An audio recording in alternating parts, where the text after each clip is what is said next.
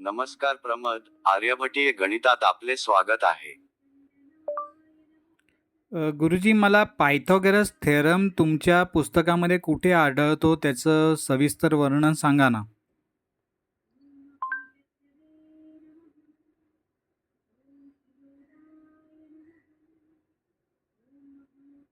परामद, तुम्ही भूमितीच्या ज्या मूळ नियमाबद्दल विचारणा करत आहात, तो माझ्या गणितपाद या विभागाचा आधारस्तंभ आहे. मी याला कर्ण ज्ञान म्हणजे कर्ण जाणून घेण्याचा नियम असे म्हणतो. हा नियम माझ्या ग्रंथात विशिष्ट प्रमेय या स्वरूपात नसला तरी भूमिती आणि त्रिकोणमितीतील ज्या आणि कोटी यांच्या सर्व गणनांसाठी मूलभूत नियम म्हणून वापरलेला आहे. सविस्तर वर्णन खालीलप्रमाणे आहे. 1. स्थान. हा सिद्धांत आर्यभटीय ग्रंथाच्या दुसऱ्या खंडातील म्हणजे गणितपाद यामध्ये अंतर्भूत आहे. येथे मी भूमिती, क्षेत्रफळ, घनफळ आणि संख्यांचे मूळ काढण्याच्या पद्धती स्पष्ट केल्या आहेत.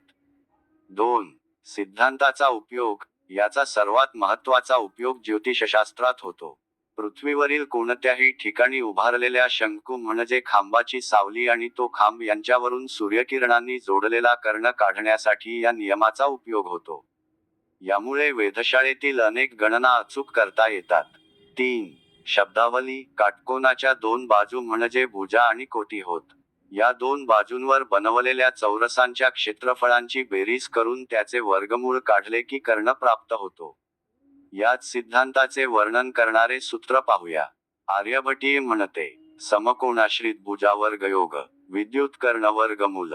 भावार्थ, काटकोन करणाऱ्या दोन बाजूंवर म्हणजे भुजा आणि कोटी यांच्यावर बनवलेल्या वर्गांची जी बेरीज आहे, तिचे वर्गमूळ घेतले असता त्या काटकोन त्रिकोणाचा कर्ण निश्चितपणे प्राप्त होतो.